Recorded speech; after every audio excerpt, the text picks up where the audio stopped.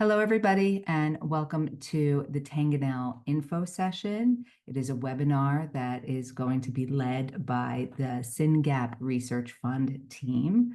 We are going to introduce you to Tanganil, which is a nutraceutical that the SynGap team has been reporting some positive results when patients with SynGap and other neurodevelopmental disorders have been trying Tanganil and they're seeing some positive results.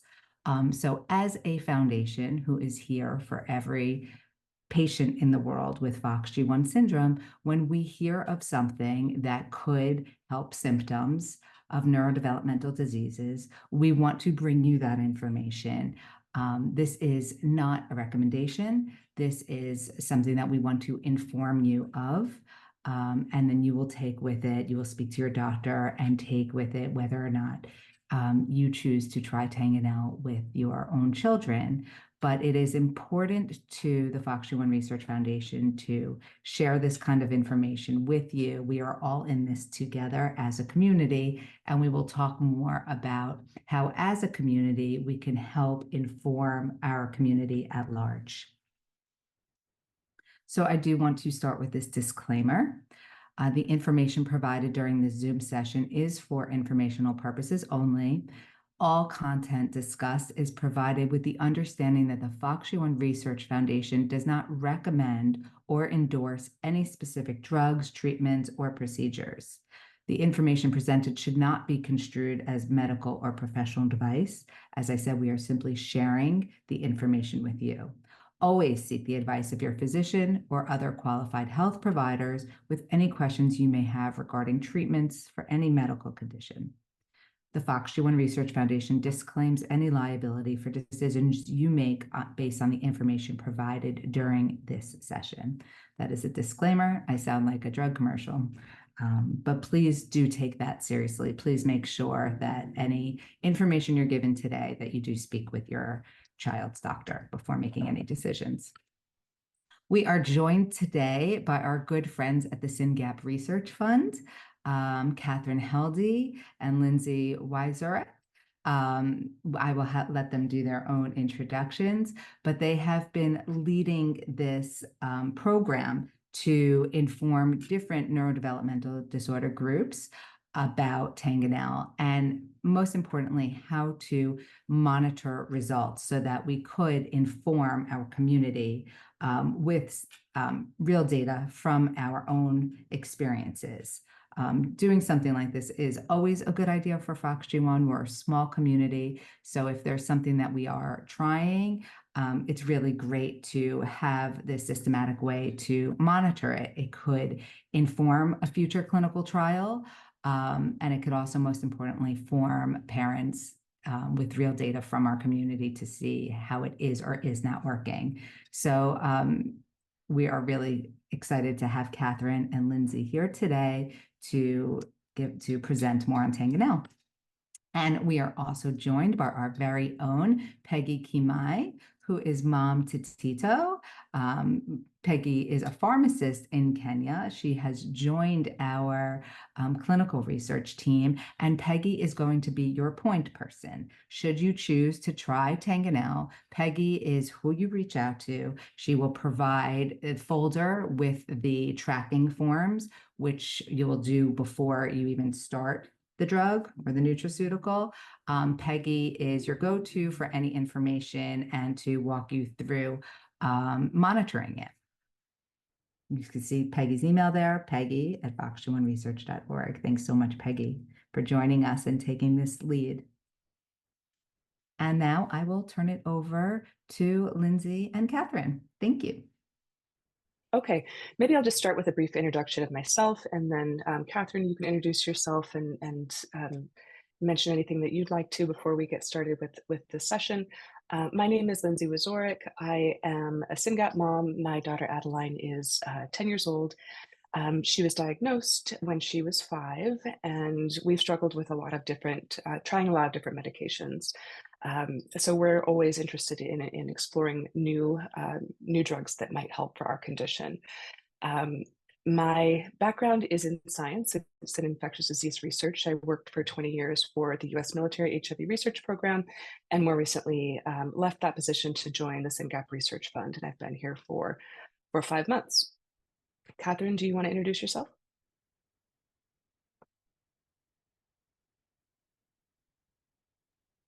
There we go. Hi, yes, I'm Catherine Heldy. I am the mom of a 23-year-old Syngapian, and I was volunteering with the SynGap Research Fund for about 5 years. My background's in genetics and developmental biology.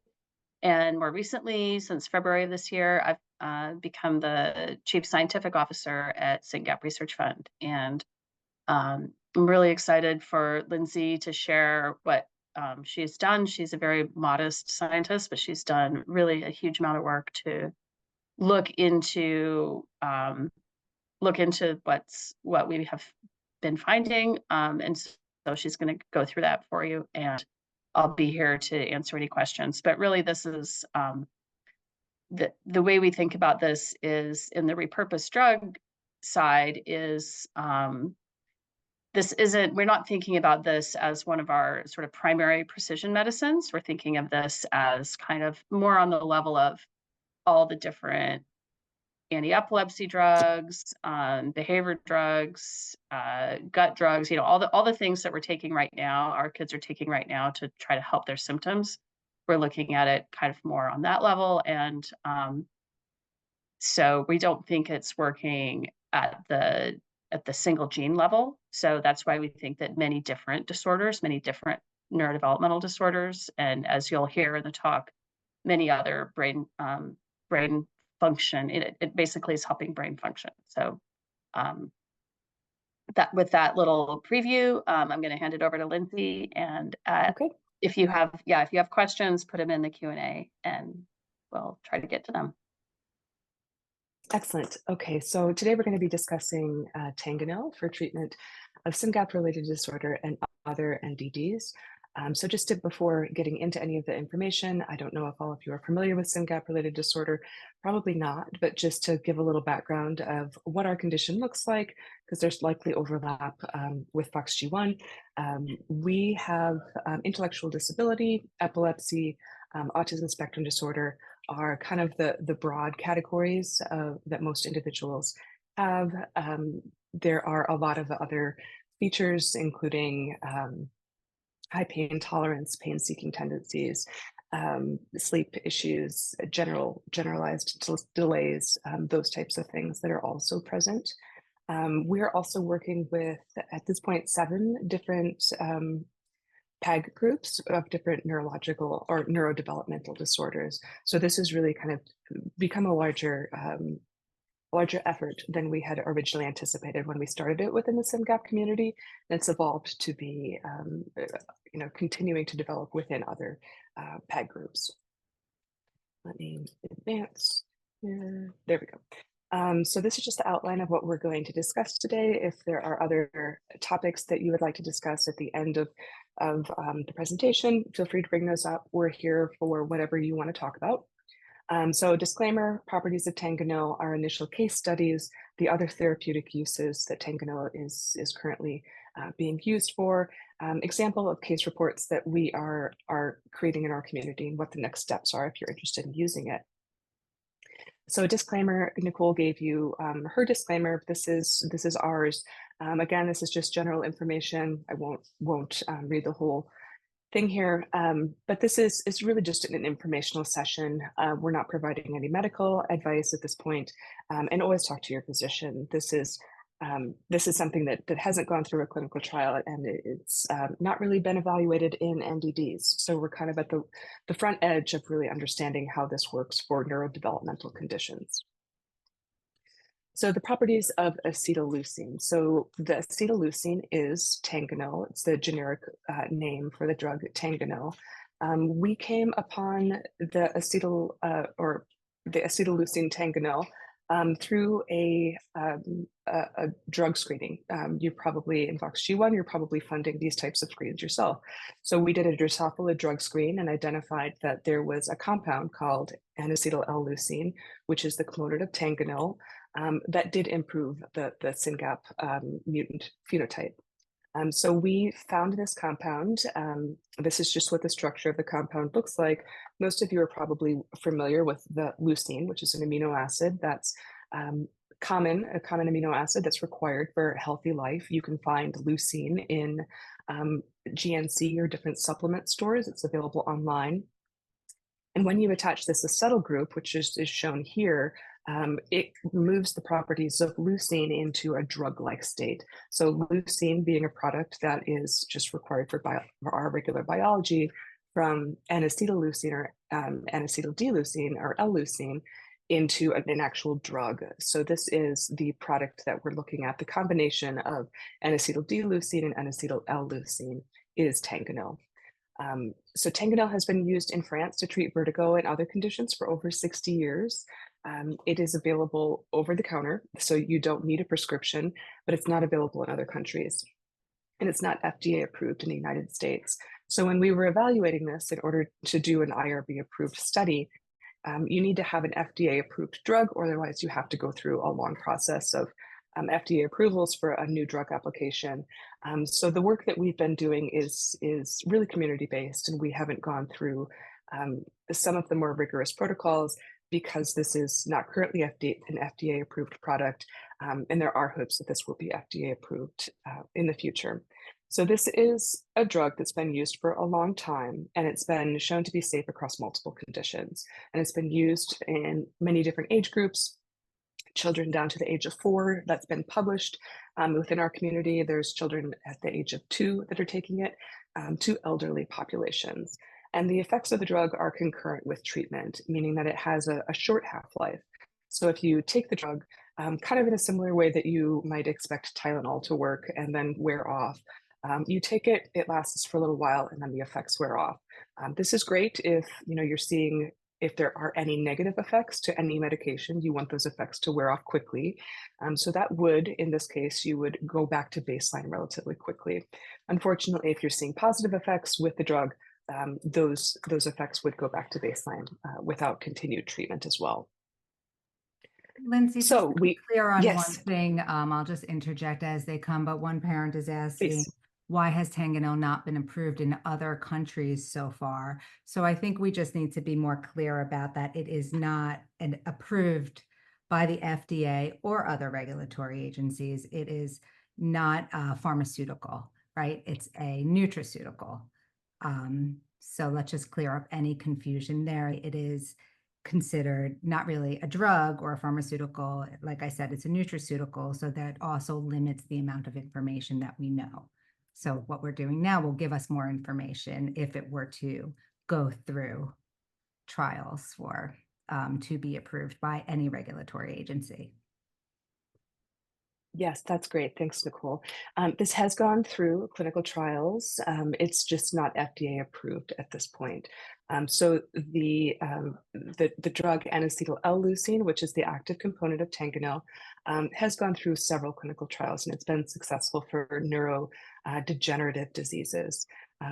So with that, understanding that efficacy, the FDA is now making a decision whether to make this an FDA-approved product. And that decision will be coming at the end of the year. But yes, it hasn't, Catherine, I think, yeah. Yeah, and that's just for the N-acetyl-L-leucine. That's not for the racemic mixture. And there's some indication that the FDA might not be very interested in trying to look at a racemic mixture. So if the question is, why is this available in France and other places? It's because in France, they somehow were able to, I mean, I actually don't know the whole history of France, but it has been used for 60 years there, and it is safe in for all the populations that use it for all the reasons they use it. And that's the racemic mixture. So the NALL is what is currently in trials for neurodegenerative diseases. We're not neurodegenerative, we're neurodevelopmental.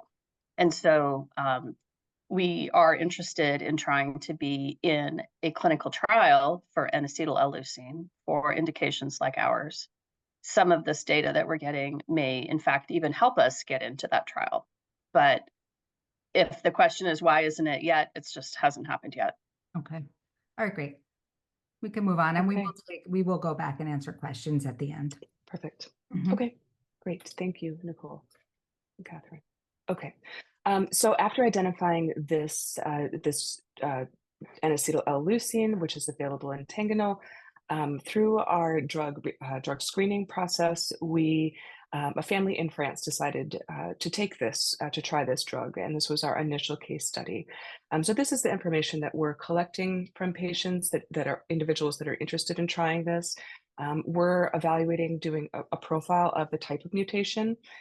Obviously, evaluating weight is important for looking at drug dosing, looking at the length of time these individuals are on the drug, and NAL is just a short terminology for Tanganil, and then looking at the dose of the drug as well. And the dose varies pretty widely here.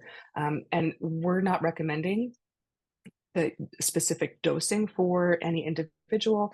And generally, most of the parents are selecting a dose that they feel comfortable with. Starting at a small dose and then escalating has been pretty common.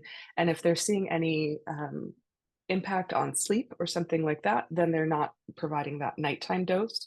And so it really has been kind of a feel it out as you go experiment with each, with each individual, with each family, seeing what their preferences are, and in collaboration with their own physicians. So the one thing that is important for us is to monitor the current medication regimen as well. So this is the kind of way we're just looking at that profile, that medication profile for all of these different individuals. We want to track that to see if there are any indications that might lead us to believe that there's a problem with the interaction between different drugs and Tanganil. And then we're looking at different outcomes. This shows the major 5 outcomes that are important to our community: seizures, sleep, communication, behaviors, and physical abilities. And you can see for all of these different individuals, everybody saw improvements in communication. And the scale here is just green with a plus if you saw improvements in communication or any of these categories, or red with a minus if you're seeing worsening behaviors or worsening physical abilities, that type of thing. So overall communications, we saw a great improvements in communication and mostly improvements in physical abilities. There were a few instances where people reported maybe some worsening of behaviors, sleep, or in one instance, there was a day where an individual had a few additional absence seizures. When there's just a white box, it means that there wasn't really an issue with that specific category before, like the children had seizures that were controlled by drugs and there weren't any increases in seizures after that. So overall, 4 out of these 7 studies that we looked at really had wonderful positive responses. 3 out of the 7 had some negative responses that they weren't very happy with. All 3 of these did happen to be on valproic acid at the time, and we're looking at that further. So the more detailed information that we're collecting from the community, the more we can better inform what might be working and what might not be working. In addition to us collecting data on with these caregiver reported outcome forms, we also have a Facebook community, which has been really helpful. And not everybody's using the caregiver reported outcome forms, but they are really active at providing feedback on what they're observing within their specific condition or child. So we're following up on this, and overall the valproic acid interaction is not clear. Many people that are still on valproic acid that do report that they have great responses so far. So this is the type of analysis that we're doing, and this is the type of information or responses that we're seeing. So let me just go through our initial case study, because that is available in detail on that's posted. So for this individual, they saw a reduction in seizures. They were having about 5 absent seizures a day, an improvement in sleep. The child was waking up multiple times during the night, and that the child at 3 months started sleeping through the night earlier than 3 months. Most of these responses were observed within the first week and then continued to improve over time. Communication, using new words, using an AAC device, just being more willing to communicate and being more patient with the communication was what they were reporting. behaviors, more patient overall, less aggression towards siblings or others, and physical abilities, improvements in the ability to participate within organized sports, just longer resilience during physical activities and those types of things. When there was a worsening of behaviors, that looked like either an improvement or a reduction in the amount of sleep or the amount of time that they were waking up during the night, or the opposite side of that, the child not wanting to wake up in the morning. And some behaviors that were reported that were worsening were picking or some additional aggressions. And again, I just want to reiterate that when Lindsay's talking about the parent outcome forms, these are the forms to track outcome of use. So this is something that if you do choose to try Tanganil, like I said, Peggy will be giving you these forms. So any of this data is coming from those forms. Yep, exactly. So that data is all collected here. I have been, as a scientist with SRF, have been analyzing this data. I'll show you a little bit of what that analysis looks like, and just providing the information back to the community so that they can make the best informed decisions moving forward. We have had so many people that have just, been really happy with the responses that they're seeing. We want to be able to monitor that, not only the good responses, but also some cases where we might not be seeing as much of a response or no response, or where there might be some negative outcome. There are 2 individuals here that did stop the N-acetyl of the Tanganil. And I'll just say that because it has a short half-life, the behaviors that they were reporting did go back to baseline relatively quickly. This early seizure, Mike, was not really a concern. They're not even really sure if it was related to the drug, but the issues with sleep also went back to baseline after stopping the treatment. It is a really short half-life and did wash out relatively quickly. So this is the information that we're compiling based off of the reports that we're completing. So this is just a profile of the different therapeutic uses, efficacy, and safety. So these are all human studies, whether they're clinical trials or whether they're just case studies or observational studies that have been performed with different neurological conditions. So this just helps us understand, what are people seeing with other conditions? Is this safe across different variety of ages, of doses, and of diseases, and what are the overall outcomes? So for these 12 different neurological conditions, which encompasses 20 different studies, the age range from child to elderly, elderly being a study on aging, which isn't necessarily a disease, but it is an impact on neurological cognitive function. Different dosing. The dosing varies by condition. Generally, the lower doses are where we would be considered for neurological or NDDs. Some of these are like Niemann-Pick, the dose of up to 5 grams a day. This is a neurodegenerative disease. No negative results or no adverse events, the AEs, reported there.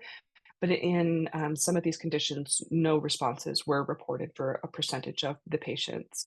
So the overall positive results, there were improvements in coordination, ataxia, functioning, cognition, quality of life, and sleep quality. And these are the things that we are observing so far within our condition as well. So for more information on this, there's a QR code here, and you can see our blog, which has all of the references for these studies. Okay, so for monitoring outcomes, once we identified Tanganil and we performed an initial case study to see if it was worth evaluating on a larger scale, we wanted to implement a tracking mechanism to make sure that we were capturing all outcomes. Like I said, we want to make sure we're also evaluating any negative responses or no responses. So our approach with this was matched with the time that we had available. And what we were trying to do at that point was really collect data to understand if this should be something that we're considering more broadly, because we did have so much interest within our community. So we prepared case report, or not these monitoring outcome forms that I'll just go over just very quickly. But we also prepared an abbreviated caregiver reported outcome form. It's just a single page, which helps us at least capture information if you're not able to complete a 3-month form. And we are working with Combined Brain to develop IRB-approved approaches for this drug repurposing. So our prepared caregiver reported outcome forms are for families that are interested in trying Tanganil for 3 months. We're monitoring for 3 months. If you try the drug and it's not working for you, or if you're having a negative side effect, you don't have to do the 3-month monitoring, just stop using it, and that's fine. That's also a solid information for us to understand how it's working for people. But we're monitoring approaches with a daily diary, which would be a drug dose, seizure tracking, evaluating sleep times, adverse events, and positive outcomes. We're doing weekly quality of life ratings where we're looking at, again, kind of those 5 areas that I mentioned before: seizures, sleep, communication, behaviors, and physical abilities. And those are just rated on a scale from +5, had a great day, or things are going very well, to -5, a terrible day, or things are worsening. And then we're evaluating with 3 month before treatment and at 3 months with 2 standard assessments, the NICHQ Vanderbilt Assessment Scale and the Nissanger Child Behavior Rating Form. Both of those are about a 2-page form to complete before and at the 3-month period. And our forms are available in multiple languages. We wanted this to be accessible to a large portion of our community. So this is an example of the data that we're generating from the caregiver reported outcome forms. And this is all real data from one of our patients. We're looking at drug dose. We want to see how people are using this when they're giving it, whether it's AM, whether it's PM. If they're dropping the PM dose, why is that? So in this case, the individual dropped the PM dose due to a delay to falling asleep, and they just decided to go forward with dosing with 1 gram in the morning, and they are happy with that and continuing on to this day. This little blip right here was just several missed doses, but that's how we're just kind of monitoring how people are and comparing how people are dosing. Quality of life measures, we're measuring this for the patient as well as the family. And for this case, that both of those are increasing, and in some cases, not always does the family quality of life improve with the patient quality of life. In our cases, sometimes as the children become a little bit more functional, they're getting into more things and maybe causing a little bit more havoc for the family or the siblings, and that can cause some unexpected or undesired outcomes, but it's nothing outside of the context of normal child development from what we're finding. Sleep, we're monitoring the hours of sleep that just based off of the family reporting from when they went to bed to when they woke up, and the roughly number of wake ups, what their amount of sleep is. We've had some individuals that have had improvements in sleep, so we want to be able to look at the nighttime duration, time asleep, and time awake. And seizures, if there are any, would be reported as well. So for our weekly reportings, we're looking at these 5 different categories, and if there are no issues within those categories, we note that, and that generally that stays at baseline. For categories where prior to drug treatment, we had the family had issues, then we monitor the changes of those over time. And then this is just a relative cumulative rating for those different categories with questions that are getting at these specific things. Has the child's understanding improved, expressive communication improved, and those types of things. So each of these cumulative ratings here is a combination of different categories or different functions that are being monitored weekly. And then this is an example of the 3-month data. So the Nissanger Child Behavior Rating Form and the Vanderbilt Assessment Scale, we're doing evaluating positive behaviors as well as problematic behaviors for both assessment scales, and then a performance scale too. The performance scale is a combination of academic and relational functioning, and then from these different categories of positive and problem behavior, we're looking at an overall improvement in positive behavior over time, or a reduction in problematic behavior or no change. So ideally, we want to see an improvement in positive and a reduction in problematic behavior over time. And this is just plotting the scores from these two different rating scales, before treatment in the green and then after treatment in the purple at 3 months. So for instance, this individual had an improvement in ability to in attention, improvement in intention, and improvement in hyperactivity, and had an increase in calm and compliant behaviors. Those were the major observations reported from this individual. So for this individual, this was the individual from our 3-month case study, which was our initial test of this that was published on our blog. This person is out now to 5 months. It's, I think, an 8 or 9-year-old boy at this point. He might be 9, and really doing great on the drug. And their parents are still really happy that they're using it. So next steps, if you're interested in trying Tanganil, again, this is a discussion to have with your physician. Sometimes they may not be very familiar with Tanganil because it is not an FDA-approved product, so it's not something that they're prescribing regularly. What we've done within our community is to provide the physicians with links to the SRF blogs, which go over the identification of the drug, initial case study, as well as the mechanisms of action of the drug, just the ways that the drug might be functioning, just so that they're aware of that. The second mechanism of drug action does have a lot of references for preclinical and clinical studies that have been done with the drug as well. So it's just helpful to provide those lists of references. The discussion with our neurologist went very quickly of like, well, there's not really a lot known about the drug. It has a very quick washout period. If you want to try it. And if you don't like it, stop taking it. So that was really kind of a very brief guidance. Some physicians are a little bit more cautious. It may depend on the profile of medications that you're using as well, and how many of those medications that maybe have failed in the past, and what you're interested in trying and exploring. Connect with Peggy for more information or to get access to the monitoring forms. So right now we have monitoring forms set up in a folder on the Google Drive. And for the information, all the information is there, along with an introduction on how to get started with monitoring, what types of information to collect.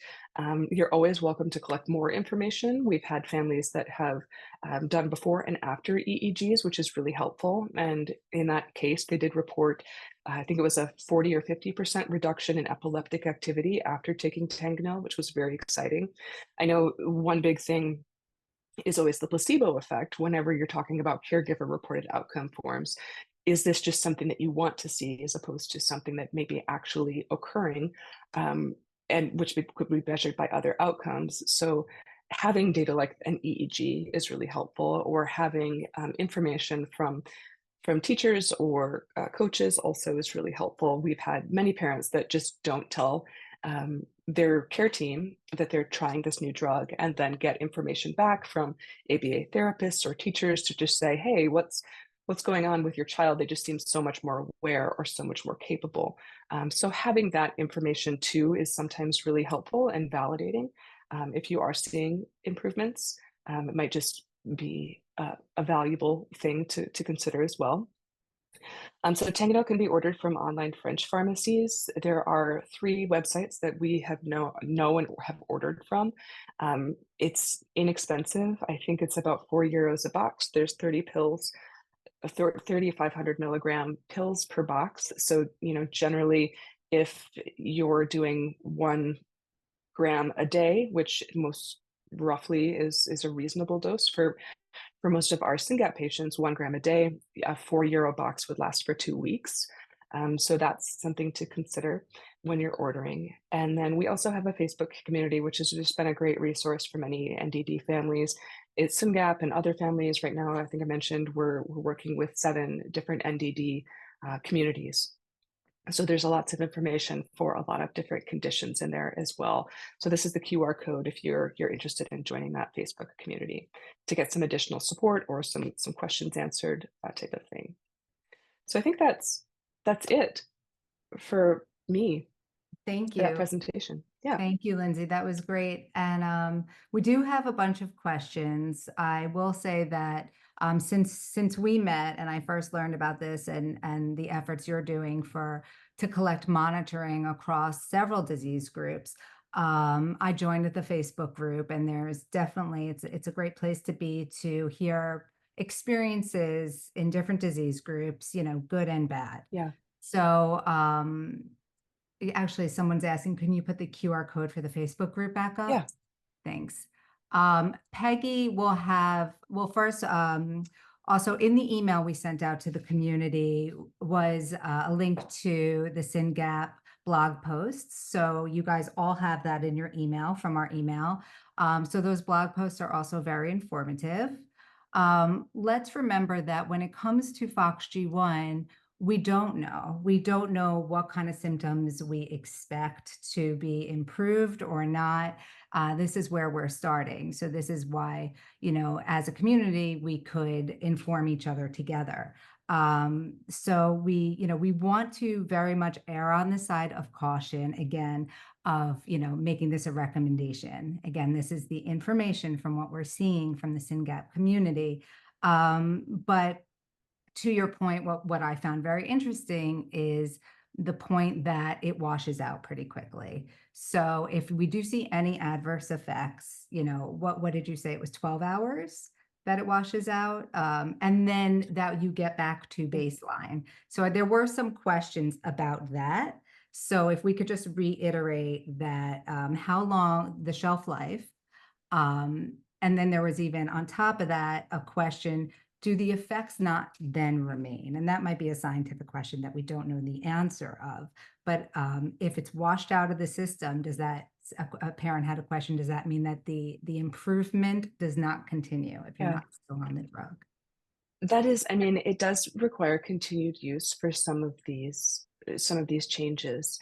I think with any of our conditions, since they're neurodevelopmental, if you have something, whether that's a drug or in this case, let's just say, if you have a drug that makes it easier for the child to focus and it makes it easier for them to be able to sit during a session and learn, they're going to learn more. So, if you're lowering that bar, it's almost like thinking about, I guess the way that I think about it is it's as if it's a medication, kind of like, Tylenol, that you give to an individual that has a migraine. So if you have a migraine, you really can't think, you might be cranky, you might not be functioning very well, might not be very acute and aware.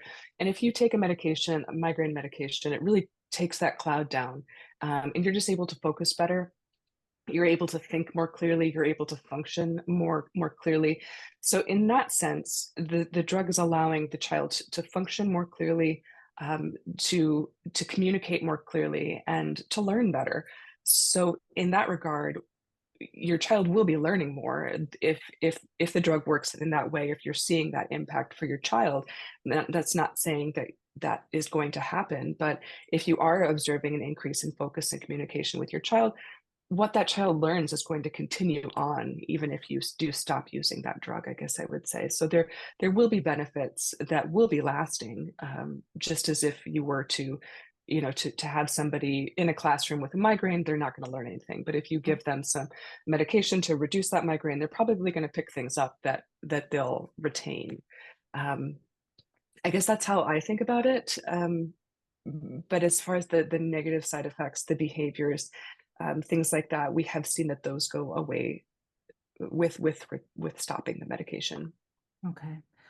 So I also want to talk, I'm sorry, Catherine, did you want to add to that? Oh, no, that's okay. I do want to answer some of the questions, but I guess you're gonna go Okay, through. yeah, I wanted to, I was just sort of categorizing them in my brain. Let's start with, there's a lot of question about what dose do I use? And again, Yeah. we're not your doctor, and we're not here to tell you what, or you guys are not here to say what dose. So if you guys speak to, which we had talked about previously when this question comes up, how would a parent walk away from this and then go order it and decide on what dose? How will parents decide without giving that recommendation? One guideline that we've really been that we started with was, what is the recommended dose for vertigo? What is the recommended dose that's on the box? So that has been roughly, parents have been pretty comfortable with 1 to 2 grams. That's within the range of what is recommended for treatment of vertigo with Tanganil. There are our recommendation is always to start at a low dose. The lowest dose you can kind of start at. I mean, most families with 10, 8 to plus a sizable child will start with maybe one 500 milligram pill in the morning, just really see how that works, and then add another pill in the afternoon. After a week or so, just to acclimate to a new medication. You always just want to start with a low dose and then kind of build up from there. What we've had parents try is moving up into higher doses. Are you observing any negative effects then, or are you even seeing any additional improvements with that higher dose? So if you're not seeing any additional improvements with a higher dose, there's no point in continuing at that higher dose, likely. And if you're seeing any negative behaviors with a higher dose, then you want to just go back to that earlier baseline. For younger kids, we do have several 2-year-olds, 3-year-olds, 4-year-olds that are taking this, and there are some dosing recommendations that we've been given by pharmacists within our group, and those are, essentially you can cup the pill and grind it just so that it's more easily available for younger children. So there are some generic new drug guidelines that our community has been following, and those are weight-based for younger children. Okay, there is information. So if you do join the Facebook group on the, what do they call it? There's pinned messages. I'm learning all of these new things. I wasn't a Facebook user before joining SRF, but so if we have a dosing guidelines that a pharmacist within our group had suggested, just based general recommendations, and that's pinned to the top of our Facebook group. And what I want to say to a lot of people are asking, can you link the pharmacies? Peggy will share the links of all the pharmacies that we know of. And when she shares also the parent reported outcome forms. So please reach out, Peggy at FOXG1Research.org. She will share somebody to just put one of the posts for the pharmacies. But we will give you all this information as well. Some parents are asking questions about the cost, which you mentioned. Is there any issue about having it shipped overseas? Are you seeing parents saying it's costing this much in shipping or things like that? What do you see the real burden of the cost? Catherine, were you going to respond to this or something else? Well, I was going to say back to the forms, when Peggy emails you the forms. It's really important to fill out the forms before you start giving the drug. So there's a lot of questions like, how do I do this? Where do I get it? What's going on? And so it's like, try to be patient right now. Just kind of learn about this. Get the email from Peggy, which will be very comprehensive. And from there, you can order the drug. The drug is really inexpensive as far as the drug is concerned. And I would buy 10 boxes and pay about $80 US dollars for 10 boxes. Each box is 30 pills, like Lindsay said. So she was giving you the like per box thing, but you don't really want to ship one box at a time from France. I'd say the sweet spot we've found is about 10 boxes. Some people have ordered 25 or 40 or some large number. Those are not every time that does not always get hung up in customs, but of the things that have gotten hung up in customs, it's more frequently the larger shipments. So I would say that the pharmacies tend to have like a nice little box to put 10 boxes in. And that seems to be a sweet spot to me. And so initially I wasn't even really sure how it was going to work. So I had some other people buy some for me. We all had an easy time of it. Every once in a while, the pharmacy will say out of stock.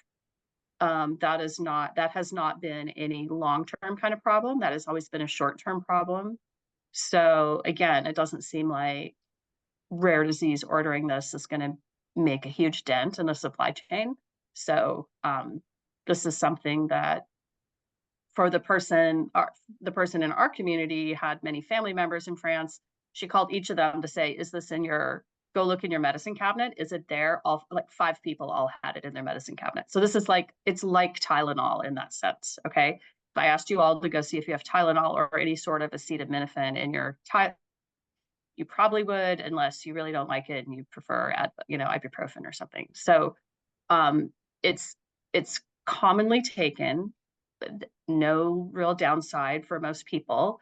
Of course, we are caring for someone with a rare disorder, and when I give my son new medicines, even medicines that we know how they work, a lot of times they work differently. So every time you give your child something new, you definitely want to be looking at them. You want to be noticing what, do they seem happy? Do they seem uncomfortable? Do they seem, you want to kind of be noticing that. But in general, this is a very safe, it's like safe and human, right? A lot of humans have taken it. It's very safe. That doesn't mean that we know exactly what's going to happen with each of our kids, with each of their monogenic neurodevelopmental disorders. Somebody had asked, why do we think it'll work with FOXG1? I would turn that question around and say, in all the different times that this has worked well for a brain, it's not clear why FOXG1 would be excluded. So that's the way I would say that right now. It's not clear that FOXG1 would be excluded. You may want to try it. We have no data that it'll help you. That's what you can find if you want to find it, which is by trying with your child and talking to your friends and colleagues within your own disorder, and with us too, right? So we're looking at a bunch of different disorders, and we're a synaptopathy. We're in the postsynaptic density. We're not only looking at disorders that are in those. Okay, so we don't think of this as we don't think this is increasing SynGap. Okay, we don't think that at all. We think this is helping downstream kind of collateral damage. So if there's some sort of downstream collateral damage in the brain, we think this is helping that. We don't think this is helping the initial insult or injury. Tanganil is the brand name of the drug. It is only over the counter. It's sold over the counter. You don't get a prescription. Well, I mean, if I go get a surgery and the doctor could prescribe me some Tylenol for afterwards, right? He could prescribe me Tylenol. That doesn't mean I have to have a prescription to buy Tylenol, right? So while you could get a prescription for this, that is not what your doctor is going to do. Your doctor is not going to prescribe it for you. Unless you're like me and my child, who is an adult and he's in long-term care. He doesn't live at home. He's in a group home. He's cared for by caregivers by the state. Everything he takes has to have a prescription. So I had to talk to my doctor and get a special letter that said, this mom is going to provide this medicine and I want it taken at these times, at these doses, right? So if you're in that situation, yes, you do have to get some kind of care. But in general, for most people who just have their kid at home and they're just taking care of them, you're not going to be getting a prescription for this. You're just going to be talking to your doctor about whether they think it's a good idea or if they have any, if they have any advice for you. But you don't get a prescription for it. You just buy it and you give it to your kid. Typically, it's not going to be covered by insurance as well. That was a question there. Exactly. And so, I mean, maybe your flexible spending account might be able to put some money towards it. I don't know. But like I said, I spent $80. I got 10 boxes. For us, we're doing 1 gram a day. So that's 5 months worth. Okay. 5 months for $80, including shipping. It all depends on the dose for how long that'll last. Okay, so there were some other. I want to point out one here. There's a question, do we know of any dosages that could cause kidney or liver damage? Because when you compare it to Tylenol, we know that Tylenol can cause organ damage when taken in large amounts. The first thing I want to emphasize and re-emphasize is that we don't know. So that, we're not here saying, we're saying for what we see reported has been safe. But do we know that for a fact? No. So we want to be very careful that, certainly I would, caution that anything in large doses should be thought of, very cautionary. So there is very little data. We do not have the data for the FOXG1 community. So this is something that you want to really talk about with your doctor, really talk about maybe even your pharmacist. Just make sure that you know that the answer is that we don't know before trying anything, any type of supplement, any type of drug, even. So I just want to be very, very careful to make sure that I've made that clear, because we just don't know yet in the FOXG1 community. And that's why it'll be really helpful for anyone who does decide to try it to monitor it and track it. And I'll also say that we're within the SynGap community, we are also exploring the mechanism of action within preclinical models, so within animals. So we are working towards unraveling how this works, because we are observing that it does work. We want to know how it works. But again, all of our conditions are somewhat different. So we don't know at this point, like Nicole was saying. And the general dosing, I'll just mention here. I mean, the general dosing for vertigo is between like 1 to 2 grams a day. And then you generally, it's a 2-week, the dose that they suggest. These are neurodegenerative diseases. So these are long-term, they're going to be long-term use of the product of up to 5 grams a day. So these are people that are going to need to continue to take this. So a safety profile of up to 5 grams a day doesn't mean that you should take that by any means. Definitely start on the conservative side. But it just does seem like there is a highly tolerated dose range here. I've just been profiling some other drugs that we were interested in, and as far as the negative effects that Tanganil has, they're very few in comparison to other drugs, at least to what's been reported. So hopefully Right. the dose ranges are reasonable, Right. to And I achieve want the to, desired effect. yeah, sorry, Lindsay. And I Sorry, want Catherine. No, keep going. to say, like, the reason we're talking about Tylenol isn't because of the liver No. damage that occurs. I mean, you can easily overdose on Tylenol and die. That is not what's happening with this. So that nobody's reported any adverse events that are in that realm. So the metaphor only has to do with sort of brand name recognition and something that is pretty common. It does not have to do with mechanism or action. But having Definitely. said that, any of these doses that you're seeing, these are final doses. These aren't starting doses.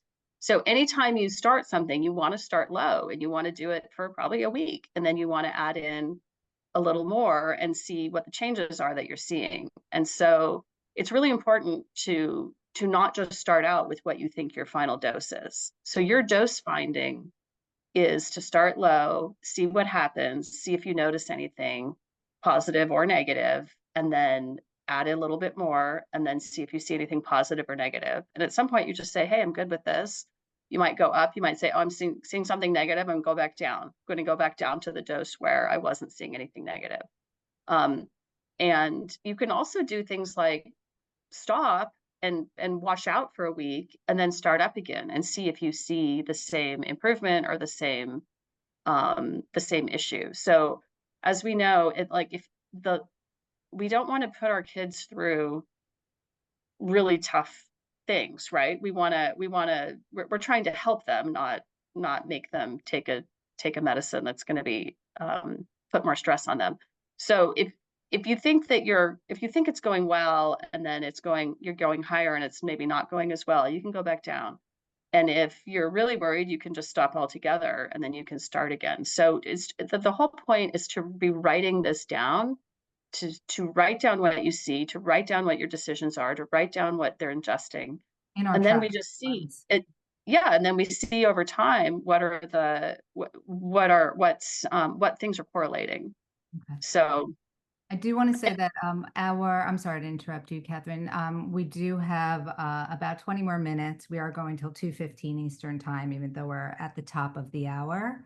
So I just wanted to let everybody know here that we're not ending in 4 minutes. We do have this till 2:15. Okay, and then the last thing I wanted to say on that line was, God, what was it? Oh shoot. Oh, I'll remember later. I'm so sorry. It was really important. I had something, two things sparked by some questions. One thing, and we talked about this on our Zoom before, is I said, well, a lot of parents aren't on Facebook. This is a good time if you're not on Facebook, go on Facebook to be in this group. If you don't want to have your name because you don't want everybody from high school to find you on Facebook, go on Facebook as another name. But being in this group, it's a bunch of parents with different disease groups trying it, and so I went on and I did see some cautionary things. I did see people talking about valproic acid. So that rang an alarm bell for me that parents might want to be cautious if their children are on Depakote.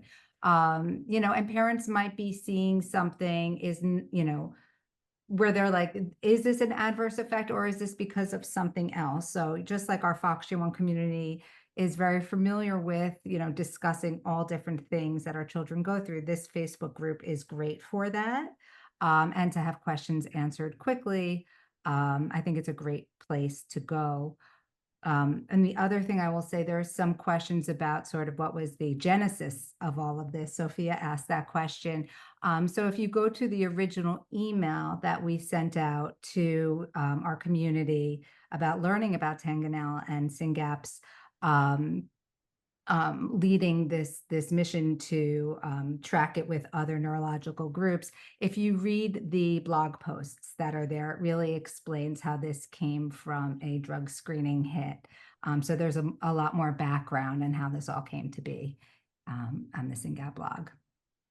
Yeah, I wanted to add in two things. Thank you, Nicole. There is a lot of information out there. Lindsay's done a beautiful job of writing very informational blogs, and it's the kind of thing you might want to just check it out every a couple times over time, because different times you read it, different things will jump out to you as what's important to you now that you know more.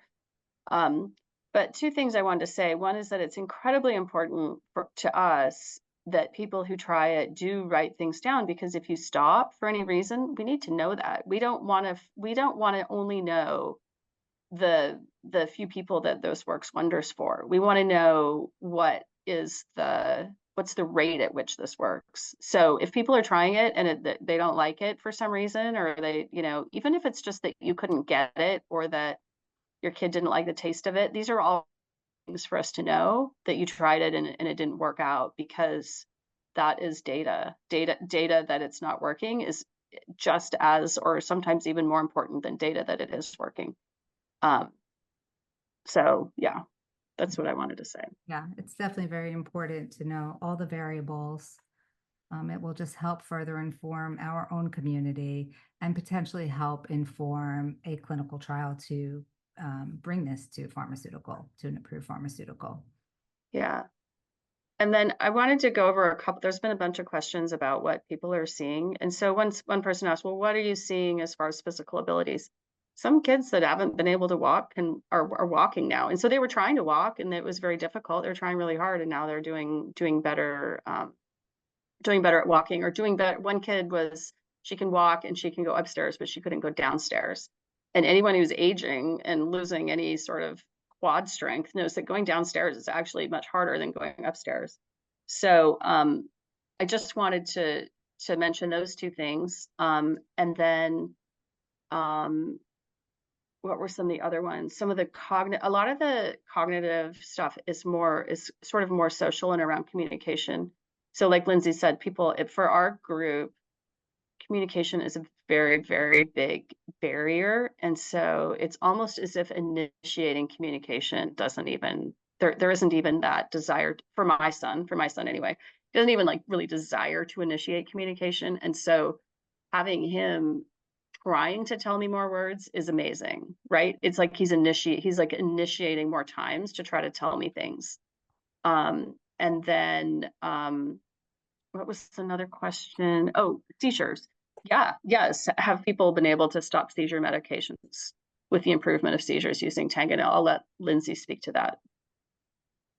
We haven't had any families that have stopped taking, well, again, I'll go back here. We haven't been, and I need to update this with another month of data, but we haven't really been using this long enough for people to make adjustments to their existing medications. I know people are wanting to do that. I think the physicians at this point, people are still kind of evaluating what things are looking like with an EEG. We haven't had any families that are coming off of any seizure medications. We have had families that have stopped other behavioral medications or sleep medications. So really, seeing what might be the biggest area that you're treating right now. But we haven't had any families come off of seizure medications. I know seizure control is very hard for us, and I think there's, physicians specifically are more resistant on taking something away. Lindsay, so we haven't had that symptom. Yep. Great. So can you speak to families that stopped taking Tanganil while trying it? On the flip side of the question, can you speak to some reasons why some parents have decided to stop? Sure. Yeah. Some parents have decided to stop taking Tanganil because it just didn't work. And there was just no real effect that they were noticing. So we have had, since this case 5 here has decided to stop taking Tanganil because they really weren't seeing much either way. They're a little positive, a little negative, and it really kind of, over the 12-week trial that they did, they weren't really feeling like it was worth adding additional drug for any benefit that they were really seeing. So there was just a case where it's hard to say, if there was maybe a different dose would have worked better, but they chose to discontinue that. We've had families, and I will just say this case number 7 is my daughter. We started it during an extremely aggressive period, and I was hoping that it would kind of stop some of that aggression. And it didn't really stop the aggression, it just kind of changed the aggression type, where the aggressions became more sensory seeking. So I don't think it was necessarily an increase in behaviors. Our behaviors were already off of the chart when we started it, which is always a bad time to start any new drug, but I was a little bit desperate. So we tried it. And the changes that she was seeing, she was sleeping in. She didn't want to get up for school. She just wanted to kind of laze the day away, which aren't necessarily bad things. It's not necessarily terrible that she wants to sleep in. The sleep was improved, but it was rated negative here in the fact that it was disrupting our day. It was making it more difficult for us to get her onto the school bus, which did arrive at like 7 o'clock in the morning. So those types of things are the negatives that we were seeing when we stopped taking it. Those things went away. Were those 2 things negative enough for me to not try it again? No, we're definitely going to try it again. Her behaviors are in a much better place now during the summer. She's calmer and more open, I think, to adding something new right now. So we are going to try Tanganil again. But we've had the instances where parents have stopped. It has been due to an increase in aggression. We've had several parents, because aggression is probably one of our biggest challenges with SynGap. And we have had that even kind of dissipate with a reduced dose of Tanganil. So they went up a dose, they saw some aggression, so they just decided to go down a dose, and those aggressions went away. So those are kind of the stories that we're hearing here. Seizures really hasn't been a thing, been a concern, an increase in seizures. These are reported here because I'm not going to not include all of the information. There was a day where the mother reported some additional, I think, 5 absent seizures, so that she reported that was a worsening effect. 5 absent seizures within the overall appearance of our condition really isn't that big of a deal, and she didn't think so either, but it is still an appearance of seizures where they didn't have them before the treatment. Did she go and off? absent seizures can they went off because of their concern over the behaviors. So they did stop because of the behaviors. They are also going to try it again. Okay. So it was, again, we've had families that our kiddos, we have like kind of cycles of aggression. So it's really sometimes even hard to tell if it's really the condition itself, or is it the drug treatment. We do our best to label these things objectively, good or bad. But as these families too, it's hard to say if we're just going through a good phase or we're going through a bad phase. So the best we can do is collect the data, look for the trends. The trends in this data say we're clearly seeing an improvement to communication. This looks like we can hang our hat on this. And two, I mean, my daughter wasn't able to focus enough to color, and then when we started taking Tanganil, she would sit at the table and she was able to color, focus, and be able to hold crayons and color. So those are really positive things.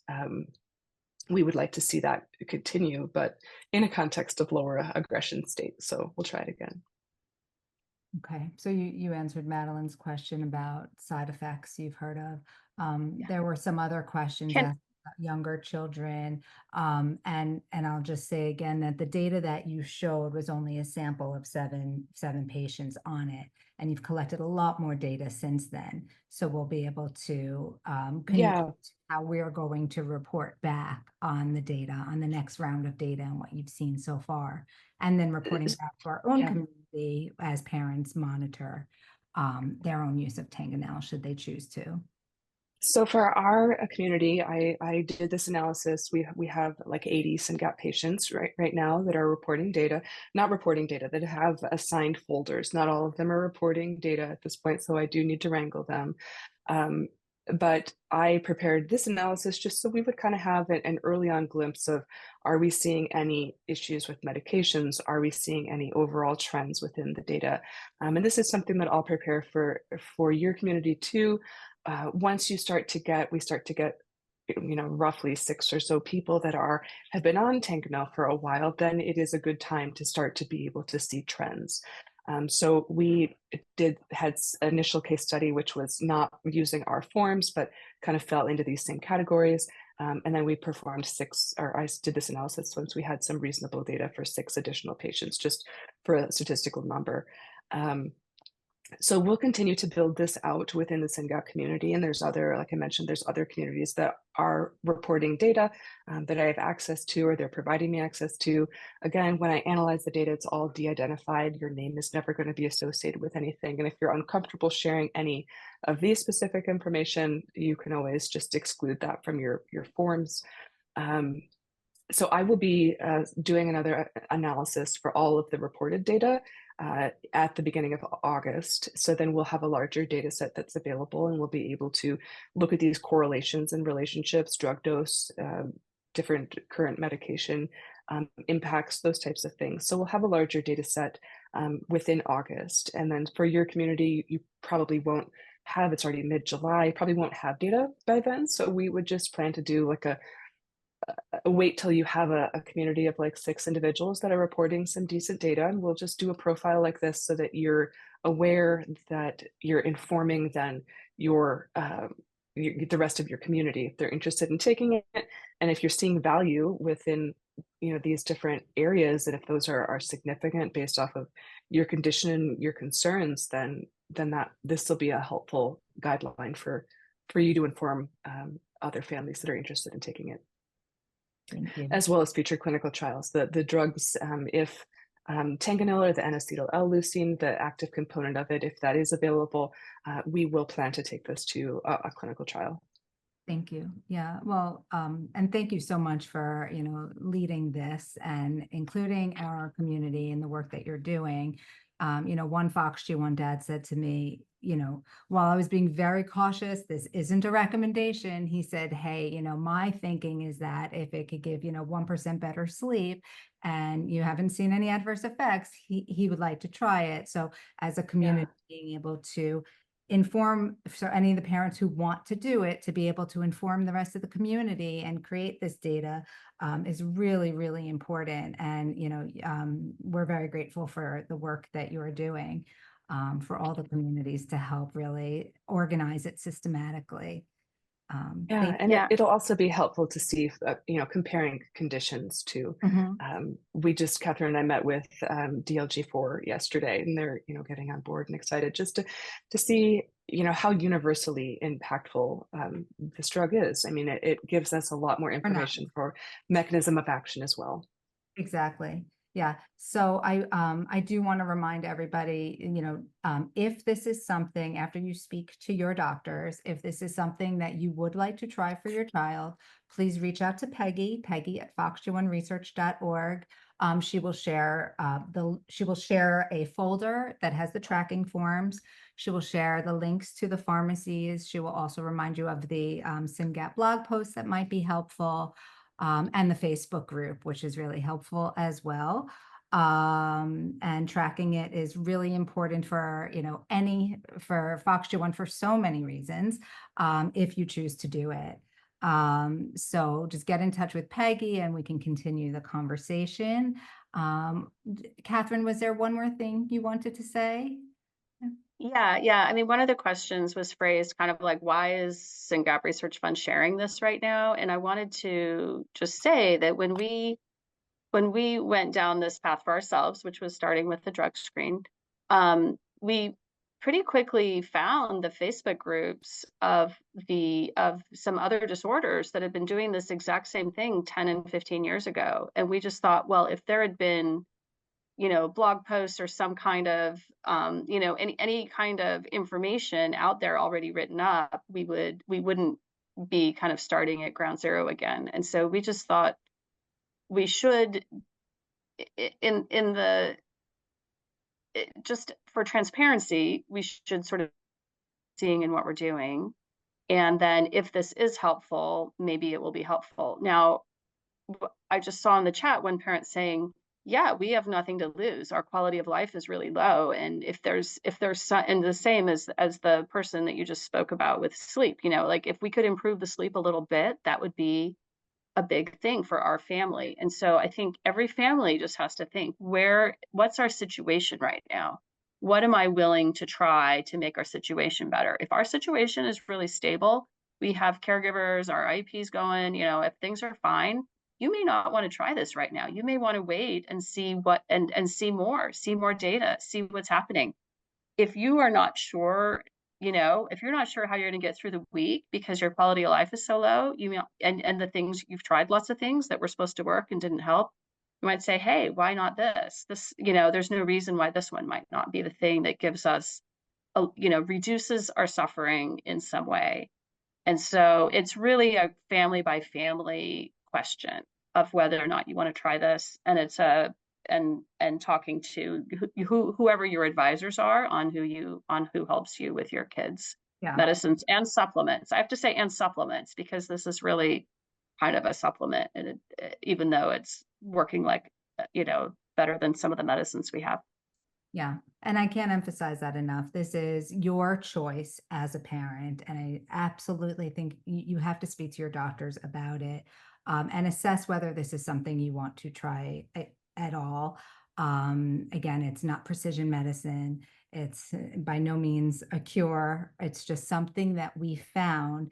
And on behalf of the FOXG1 Research Foundation, when we found something that we're seeing could be improving symptoms in similar disorders, we felt the onus is on us to inform our community, and give you the information to decide for yourself if this is something you want to try. And we will continue to do that as the FOXG1 Research Foundation, because we are here to help make your lives easier in any possible way. So anything we learn about, we are going to share with you as we work towards our own precision medicine and our own treatments for FOXG1 syndrome.